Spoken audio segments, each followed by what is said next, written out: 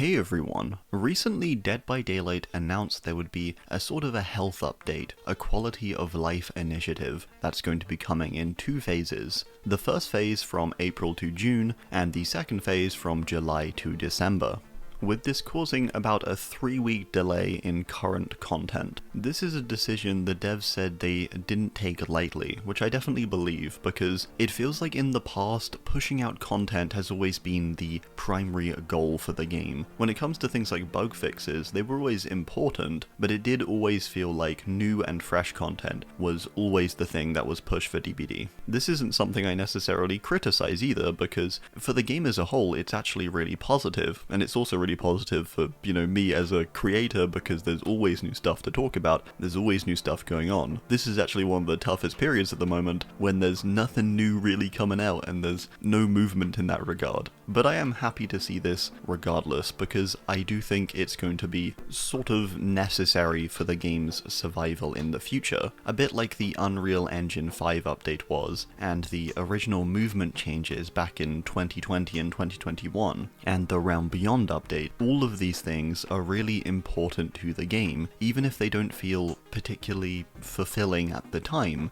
They really help the game out in the long run, which is what this is all about, is what these updates are about. Quality of life, health updates, they're all about extending the game, giving it some longevity. And one of the causes of this, I think at least, is specifically because the game has always prioritized content over updates. They've always prioritized pushing out new content, which basically means things pile up and they pile up, issues start to become bigger, they start to become greater in number. So this is perfect, I think, that they're deciding, okay, we're setting aside some time and we're getting these things sorted, even if it means it's a little rough on the content side of things. And honestly, this is probably the best time they could pick to do this, because we have Five Nights at Freddy's aimed to release in summer of 2025, which I presume is going to be a June or a July release. It's probably the anniversary chapter. It could technically be up to like August or something, but I don't think it's going to be that late. I'm pretty sure it's the anniversary. And this is pretty much set up to be the biggest chapter the game has had, at least from what we've seen so far from just the announcement, which got over 300,000 likes on Twitter, which is, I think, the highest or the most liked tweet they've ever had for DBD. No other announcement has even got close to that. In fact, I think the closest thing they got recently was their Duolingo tweet.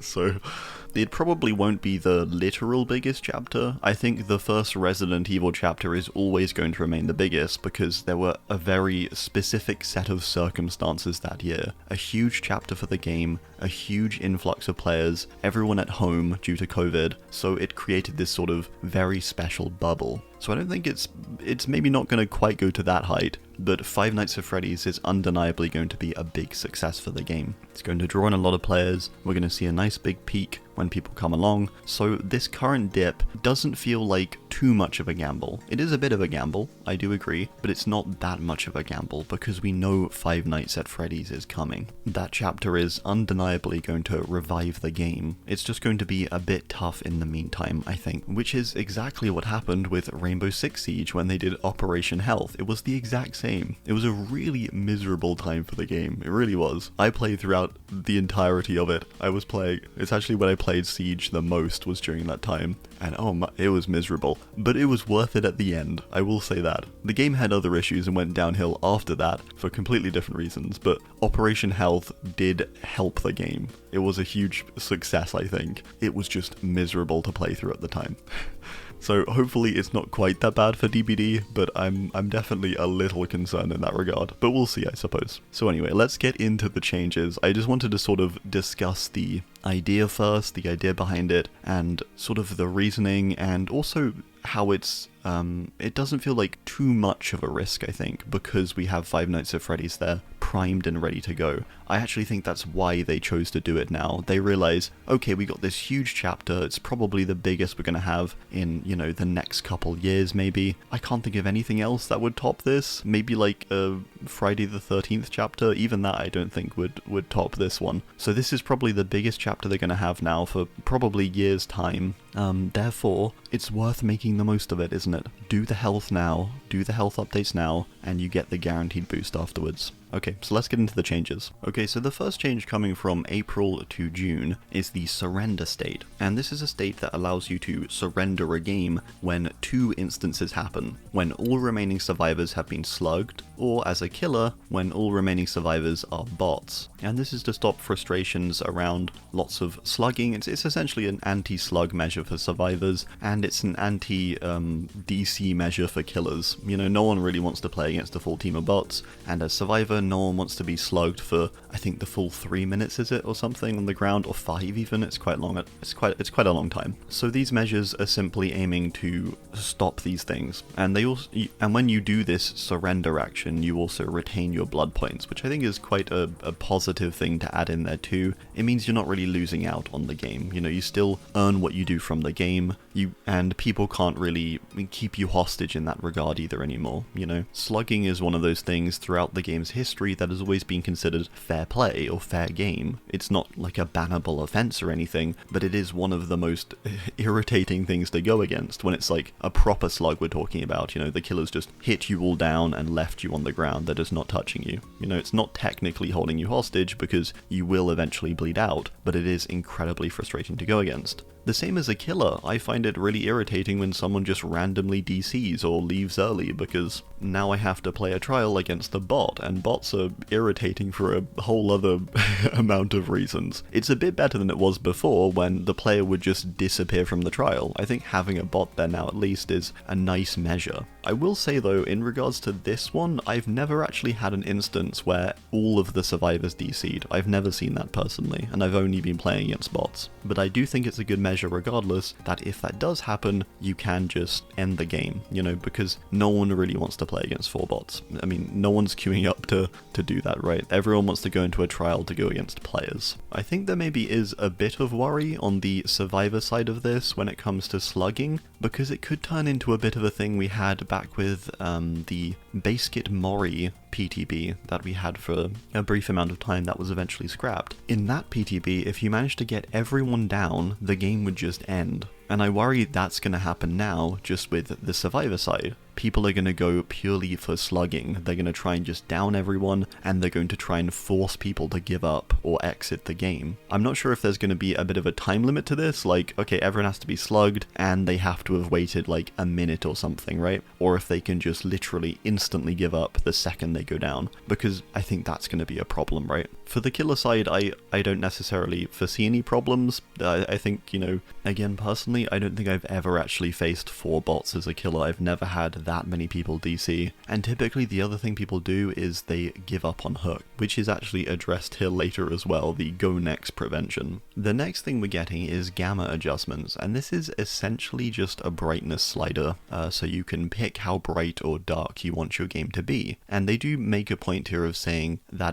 they want to keep the artistic direction in there. They don't want it to be sacrificed with this slider, meaning it's probably not going to be like too extreme. It's not going to sort of expose lots of light on certain maps, but I assume it is going to help. Personally, I actually don't use any filters. I don't use anything on the game. I know a lot of people do. I think it's fine to do that as well. I've got no issue with that. But personally, I don't have too much of an issue. I have a bit of an issue sometimes when it's on a particularly dark map and the sun is shining into my room. That's like the only time. But otherwise, I think this is a great change. You know, people have been changing the brightness of the game for years now. I think it's just one of those things we've needed in the game for a long time, you know? At one point, maybe way back in the day, back when they were, you know, removing the moonlight offerings so they could control the brightness in trials, back in like, you know, those early days up to like 2018 maybe, I think it was valid to say that they had sort of an atmosphere there. I think that atmosphere has changed and developed over time. It's not one of those things affected too much by brightness, so I think adding this is really just all around a positive. The go next prevention is something we don't get much detail on, but this go next thing is essentially for when people give up in trials, and they give some sort of examples here of when people walk up to the killer and stand still, they run to a hook and point at it, or they fail their skill checks on hook as survivor. All of these things aiming to just go to the next match without having to DC and get any sort of penalty. and they sort of reference a system they're going to have for this. It sounds really unclear, and I'm not sure how they're going to be able to actually detect these things, or, you know, like recognize these things, or whether it's going to be sort of like a player-based system. I'm really not too sure. It's going to be quite interesting what they end up doing for this, because it sounds quite mysterious to me what the actual plan is, but I do have faith in them, and I think they can surely make something work. And I do like what they're saying is the punishment for this, which is you not only lose a grade, but you also get a disconnection penalty, and I'm assuming you're going to lose your blood points as well. I think regardless, the positive thing here is that they say we're confident that this will help alleviate the issue, and to me that gives me a lot of faith in this change. Whatever they have planned, whatever sort of system they've had sort of cooking here, I think is clearly going to be a pretty decent one if they're that confident about it. So I think that's really good. And the other thing they mention here is giving people rewards for sticking around, which again is another really positive thing. The people who do have to play through these really irritating matches when someone gives up early, the following match now you're going to get sort of a multiplier where you get bonus BP for the next trial. I would like if it was something maybe a bit more substantial, because those matches are honestly really irritating, or even just bumping you up, like, you know, a grade for the person who got knocked down a grade. You know, you get a grade up for their knocked down one or something. I don't know. This has obviously been a huge point of contention and sort of, maybe not controversy, but it's been a huge talking point for a while now, the whole go next thing, where everyone is just giving up. And it, you know, I've seen it too. I've seen it in regards to people just DCing, to people again giving up on hook. It feels like it happens quite frequently now, and it's really a shame. You know, when I'm playing as killer and I'm just playing normally, you know, I don't tend to particularly tunnel people or camp or be particularly sweaty. My perks are usually pretty random, as you probably have seen from my background footage. You know, people often, in fact, criticize how I play and say I'm acting like a bit of a bot in the background, and they say they anyway, my point is that, you know, I'm hardly the pinnacle of DBD gameplay when it comes to that kind of thing. So, but I'm saying even when I'm like that, I get people DCing, I get people going next, and I have no earthly clue why. Whether it's just, I don't know, I'm playing a killer they don't like, they're going against a perk they don't like, they've just decided they don't want to play the game anymore, so they're gonna just, you know, give up. It's really confusing, to be honest with you. I think it's just a good thing that they're finally addressing this, because I think this is maybe the biggest issue people have had, and it's a good one that they're finally touching on. Because on the flip side for Survivor 2, this is another really irritating thing to happen. You're having a not half bad game, and then someone decides to just randomly give up for some reason. And it's obviously worse when they, you know, die on hook, or they just run to the killer or whatever, because you don't get a bot. You know, at least when they DC, you get a bot. It's, you know, it's one of those things that people are doing essentially to just get around the DC system.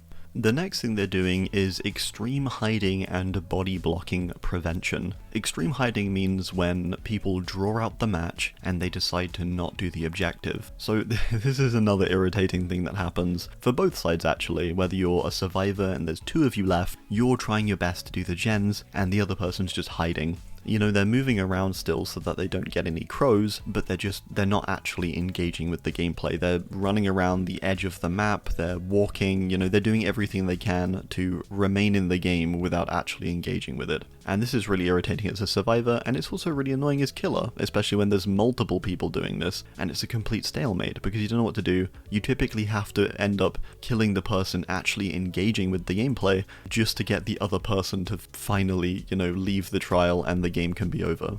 So simply, this is good. This is a good change. It sounds like they're going to implement some kind of crow system where a crow will appear if you haven't touched a gen in a certain amount of time, or you haven't healed maybe. Maybe it's going to be sort of conspicuous action related, I think, and maybe it's going to kick in toward the end of the game, or when there's a certain amount of gens left, or something like that. But it's going to cause crows to immediately notify the killer about where that survivor is that isn't engaging with gameplay. So I think that's really good. The other thing they're doing is introducing when a third crow appears on you and you're being body blocked, you're going to lose collision and you can just walk through the killer. This again is another really great change. I think they could do it with less crows, you know, if you've got even like even one crow, I think would be fine for this. I'm not sure why it needs to be 3. I think just 1 crow is enough. You should lose collision. You should be able to get out of an area. I think having to wait for all 3 is, even that I think is unnecessary. Maybe I'm missing something there, but I'm pretty sure, I mean, there's not really any other situation, right? I think regardless, you should just lose collision. There's maybe some tactical times, I suppose, when it's helpful for a killer to block a survivor in, but even then, not for as long as a crow spawning, I don't think. So honestly, I think this could be moved down to just 1 crow, but I do like the change a lot. Body blocking is really annoying. Again, not something that's personally happened to me really, but it's one of those things that I know does happen. I've seen, you know, in the past it happening to other people, so I think it's one of those things it's good to have there. Otherwise the person is just permanently stuck. You can genuinely hold people hostage for up until like server closure, like that long, right? So yeah, that's really irritating, and that's a good change. The next thing they're addressing is map offerings, and this is another really great change, and it's one that people have been mentioning for a while, which is that map offerings just shouldn't be a guarantee. They should be either a smaller percentage, or the map offerings that get played should prevent a map from appearing, rather than causing it to appear. So what they've done is they've made it so map offerings now have a 20% chance to make that map appear, or that realm actually, so they're essentially realm offerings. Some of them are map-based, but obviously most of them are for entire realms. And they also can't stack, which is good too. So this basically means that the highest chance you can get for a map spawning now is 20%. And if all 5 of the players in a trial were to play a map offering, it's a pure 5-way split between those, right? So 20, 20, 20, 20, 20. So that's great. I think that's basically all everyone wanted in regards to this. They wanted map offerings to, you know, I think it's nice to have the option, but it shouldn't be a guarantee. Especially with, you know, 4 stacks, you can essentially force a map to spawn if you all play it. They did introduce the sacrificial ward. They had the common rarity one as well, that they moved from rare to common relatively recently, but I don't think that did too much. People don't tend to use that still. So this is a good change, simply put. And they're also going to be secret now as well, and this is to stop people from getting tunneled for playing a map offering. And I think this is a good idea now, especially if it's only a 20% chance. And also I think just hiding which map it could be, because then you can't really get too angry about it being, you know, like a map offering. And also, sorry, side note, it's really good that they're introducing secret offerings, or more secret offerings, because at the moment, there's such a small pool of secret offerings, you typically just know what the secret offering is going to be before it actually flips around, which I've always found quite funny. It's like they're meant to be secret, but you can make a pretty educated guess every time about what the secret offering is going to be. So I think making more things secret is actually the way to go with this. And if there's map offerings, then now it's actually going to be a bit difficult. You know, it could be a shroud, it could be a mori, it could be a map offering. There's a much bigger pool now. I really like that change in regards to secret offerings. So the next thing they're doing is adjusting spawn rules, and so the way survivors currently spawn is quite random. You get placed about the trial. I think it is pretty randomly. I think you have to be a certain distance from the killer, but otherwise you can spawn basically anywhere on the map. And on some big maps, this is particularly tough because of just how much ground there is. You know, somewhere like Mother's Dwelling, it's this huge map. Survivors can spawn just about everywhere. If they spawn apart as well, you can have technically all 4 survivors working on 4 separate generators, which is, you know, dreadful for you as the killer. So what they're going to do is make survivors all spawn within 12 meters of one another, and on the same floor, if applicable, it says. So I'm assuming that just means if it's possible. And to be honest, this just seems like a good change. It might be kinda strong for the killer side in some instances, like if you run something like Lethal Pursuer, and you're like a nurse, I mean, you could cause some real damage. 12 meters apart though is still a decent amount of space, you can still spread out. And overall, I think this is going to be a positive change, but it's one I think that does need to have an eye kept on it. I think maybe a better spawn setup would be to have 2 sets of 2 survivors spawning together in separate locations. That way you're grouped up, but you're not separated enough, but you're slightly grouped up. I don't know. That makes a little more sense to me. I think putting everyone together could cause some rough situations when facing certain characters like Blight or Nurse or anyone with a lot of speed who can get to you very quickly and just start, instantly pressuring the team. That does worry me a little bit. The other thing they're doing is changing Shroud offerings, because Shroud offerings obviously currently affect where people spawn. There's a Survivor one that gets you to spawn together, there's one that gets you to spawn with one other Survivor, and then there's a Killer one where you can get everyone to spawn separated. It's one of the worst offerings, by the way, for the Killer side, and it's one of their only secret ones aside Mori's. And it's a dreadful offering because obviously it splits all the survivors up, which is essentially what they're trying to prevent with this update.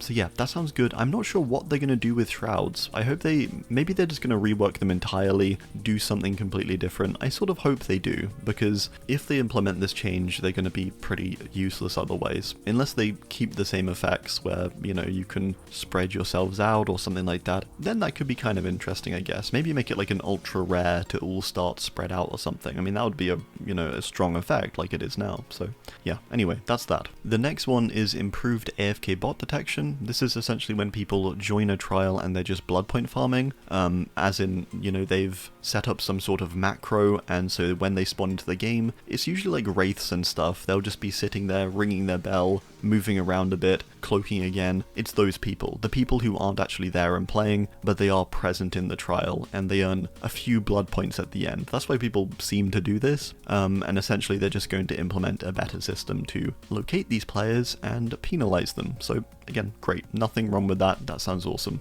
This next one is one of the best things I have ever read when it comes to a patch note for this game. It's not a patch note, I suppose, but but on the forums, bulk blood point spending. To speed up general blood web activity, we're adding a button that will allow you to spend blood points in bulk. Oh my entity.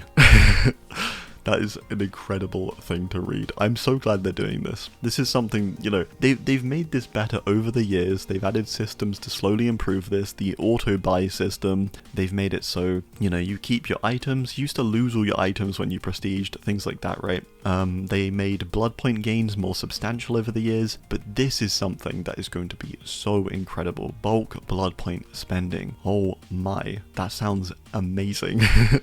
These times of having to sit there holding down your mouse button every time, clicking repeatedly to spend like, 1 million or 2 million BP or even more if you've saved up for a chapter. I typically try and save like 3 to 5 million for a new chapter.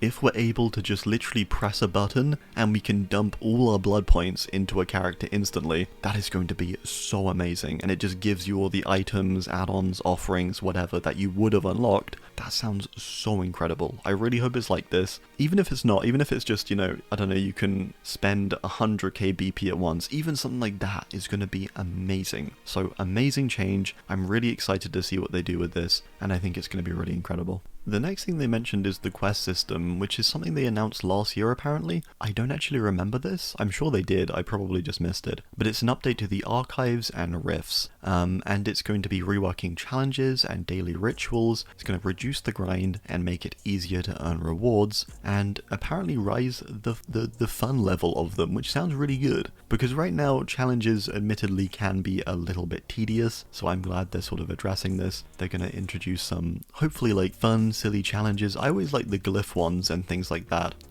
Some of them can be a bit annoying, but for the most part, they're a lot of fun, I think. The glyph ones, or the sort of like challenge mode ones. I love the ones which have randomized perks. I think those ones are super fun. I hope they do stuff like that. I think that would be really fun. That'd be a great addition. Hopefully a bit more BP from them. Hopefully ones you can pick and choose from a bit more. You can get ones that, I think you can actually get ones for characters you don't even own, if I'm not wrong. I might be wrong about that, to be fair, so Please do correct me if I'm wrong there. But overall, this sounds great. I think a new system for this, a quest system, sounds really cool as well, by the way. And now we have perk loadouts and preview, and this is, they say, after a successful round of A/B testing, we're allowing players to see their own perk loadouts while in a lobby, as well as adding additional perk loadout slots. I am a bit confused about this one, because it's one of those things where it's like, okay, it's nice to be able to see your perks in the lobby, like they're going to appear in like the top right, I think is where they appear at the moment for those who have it, and adding additional perk loadouts, again, another great change. I don't know why it was restricted to 3 initially,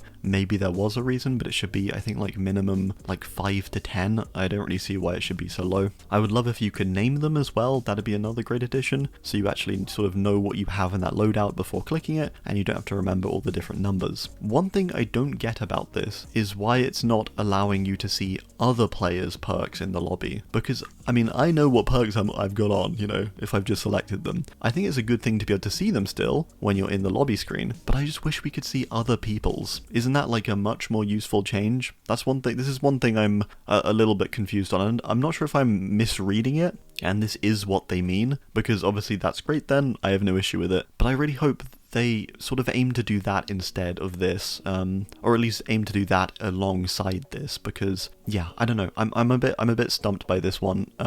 Again, it's a nice thing to have, but isn't the better thing to show other people's perks, to know what they're running, so you can try and synergize, you can just be aware of things like, I don't know if they have head on, or if they have, I don't know, like a certain gen related perk. You know, these things are nice to know when you're on a survivor team, especially when you're in solo queue. Again, another big solo queue help, so I sort of hope they do something in that regard. And the final words on this are, we believe these changes will be an overall benefit to Dead by Daylight's health, further establishing a positive gaming environment for all of our players. We'd also like to thank you all for your patience and understanding during this time. We'll be back at our anniversary broadcast in May to recap Part 1 and provide a deeper insight into Part 2 of our roadmap, so keep an eye out for that announcement.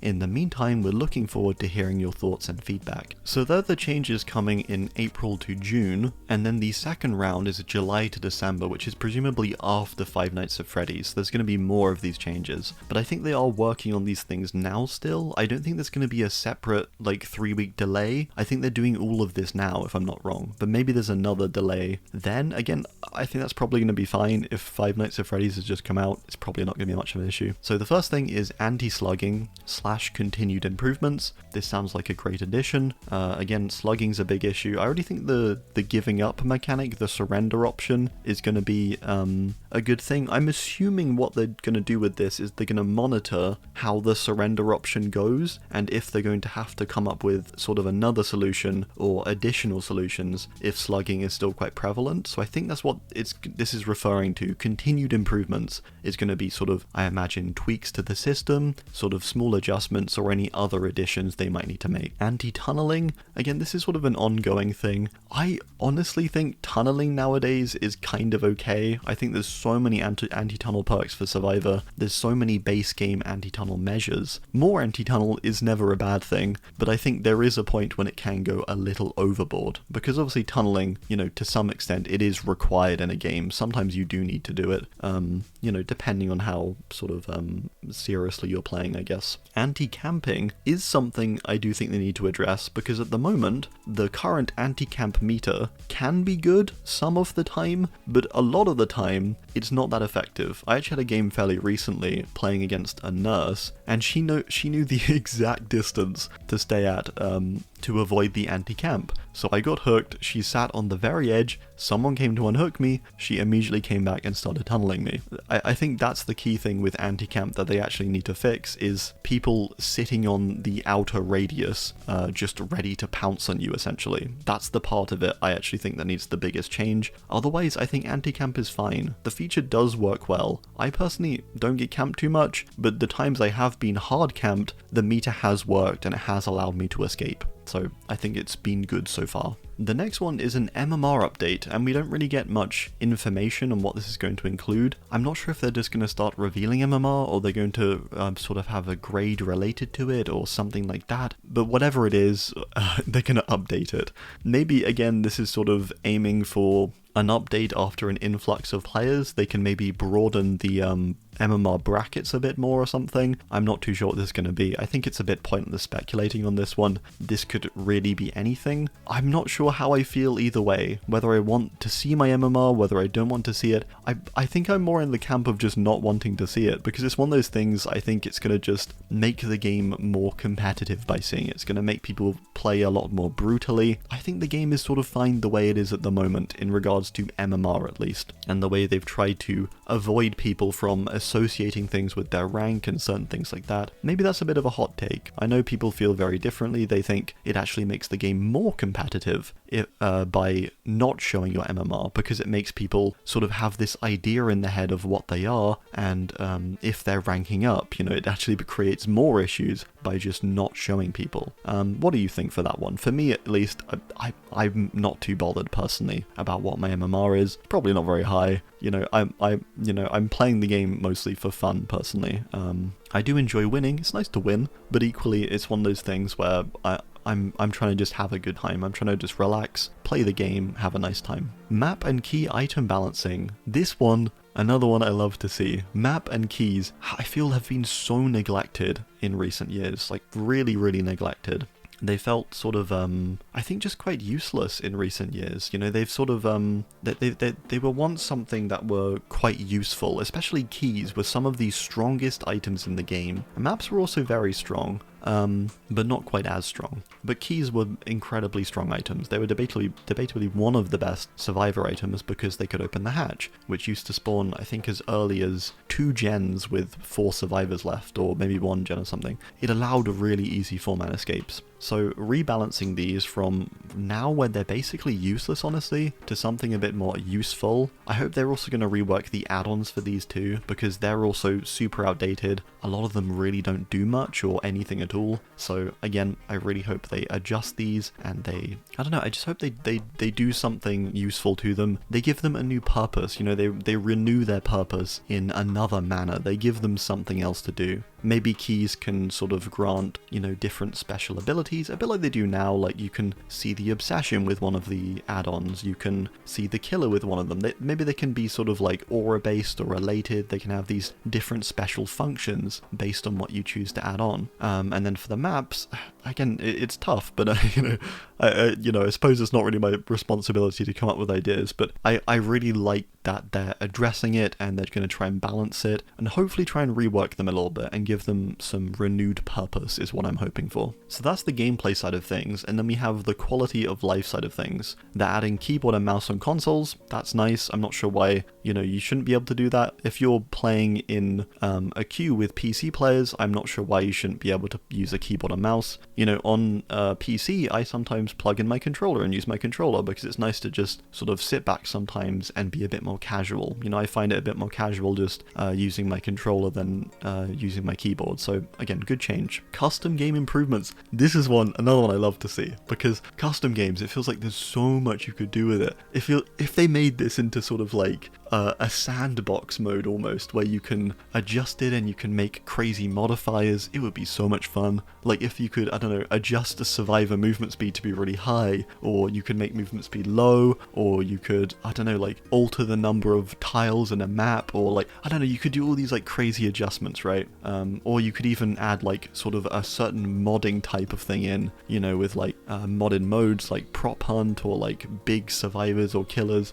All these like crazy things. I know they're probably not going to do that in like the first round of this. It's probably good. They're probably referring to something a bit more basic in regards to this, but regardless, I'm really happy, because custom games are something that I think could be so much cooler. And they already have, so much potential, I think. So I'm really happy to at least just see those words. And I'm really excited to see what they bring. And I hope it's something a little more substantial than just, fixing the spectator camera and, adding killer bots or something. I hope it's something a bit more substantial. They add some, fun stuff in there too. It is listed as quality of life, though, so maybe it's not going to be that. Accessibility improvements, not sure which ones that's going to be, but that's obviously always a positive. Hopefully we get something in regards to Spirit and countering, but also playing as her for people who are hard of hearing.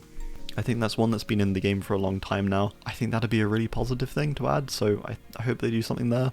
Prestige rewards, I hope it's something especially related to Prestige 100, because that's something that, you know, it takes so long to get there. I personally have just one character at Prestige 100, which is my Jill, and pretty much everyone else is at Prestige 3. I get them all up to Prestige 3, so I unlock tier 3 perks on them.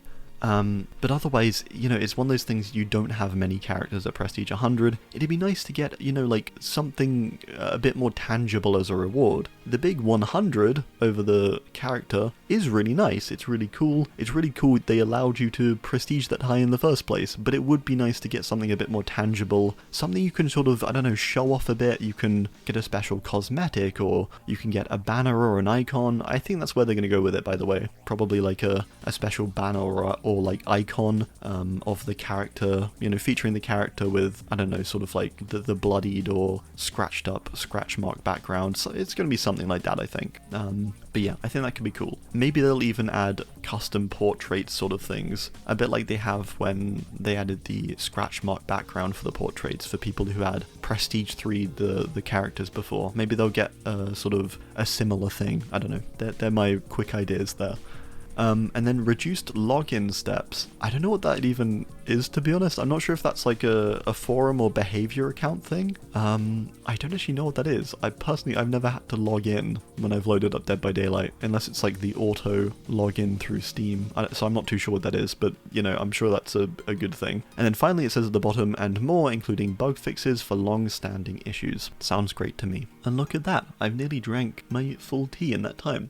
15 ounces of tea. And there you have it. That's my yap session on these changes, primarily on phase 1 of this quality of life plan. Let me know what you think too. Overall, these seem like very positive changes to me, and I think, you know, again, like I said at the start, I actually think this is the perfect time to do this. I do think there were times in the past when people were requesting this, and I think it wouldn't have been the most beneficial. Like, there was a really tough time around the release of, you know, like Knight and Skull Merchant. I think if they'd done it back then, it would have actually been really bad for the game, and it could have just tanked it far too much. I think at the moment, because we have Five Nights at Freddy's on the horizon, we have the anniversary coming up in June, this time of year is typically always the dip for DBD. It's around, you know, it starts around like November and it ends around like March usually. This sort of like dip in players and sort of excitement for the game. It happens every year, trust me. I know from my perspective as a creator and seeing like the back end numbers side of things, this is always the dip of the year. The peak sort of comes from like April to September typically. So yeah, this sort of like a dip period of the year, I think doing it now and then having that nice big peak when Five Nights at Freddy's comes along and we have the anniversary, we have a lot of excitement and renewed love for the game, it's gonna pay off, I think. Obviously, these changes need to be effective though, and they need to be implemented well. They need to be implemented without too many bugs or too much sort of strife, because the worst, you know, the thing you don't want to do is attempt all these changes at once just before this big chapter and mess up the game or something, or, you know, like cause a lot more bugs and then make the Five Nights at Freddy's release really unstable. There is potential for this to go wrong, admittedly. There is a chance this doesn't quite work out, but my money is on behavior pulling this off. It's really reassuring as well, the words they're using when they're talking about some of these changes. They're saying they're feeling confident, they know what to do.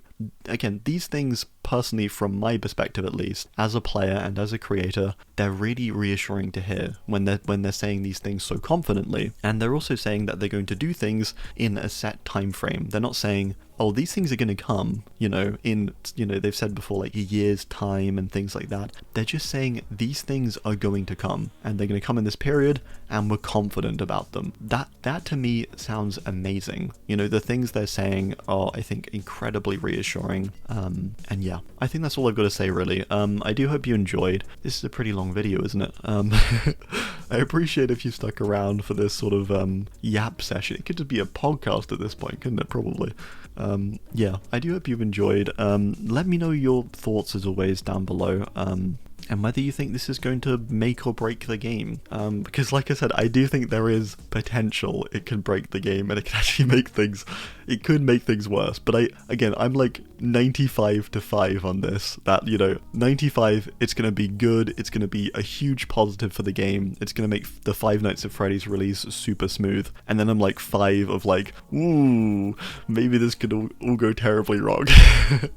But yeah, I've got my fingers crossed. I think it's going to be a positive thing. I think the fact they're even considering this is great, but the fact they're, again, like I said, not only confident, but they're also setting aside a clear amount of time. They're setting out, you know, clearly they're listing out all they want to do. They're not being vague about it. They're being pretty, you know, clear about it. Obviously there's some vague wording about like the specifics, but for now as an outline for what's upcoming, because obviously this is starting in April, which is still, you know, about a little over a month away. But it you know, it's positive. We're surely going to hear more. There's going to be a bit more detail coming with certain things, but we have a good outline. We have enough detail, I think, for now to make some sort of safe assumptions and bets about things. So yeah, thank you for watching. I do hope you enjoyed, and yeah, thanks, and goodbye.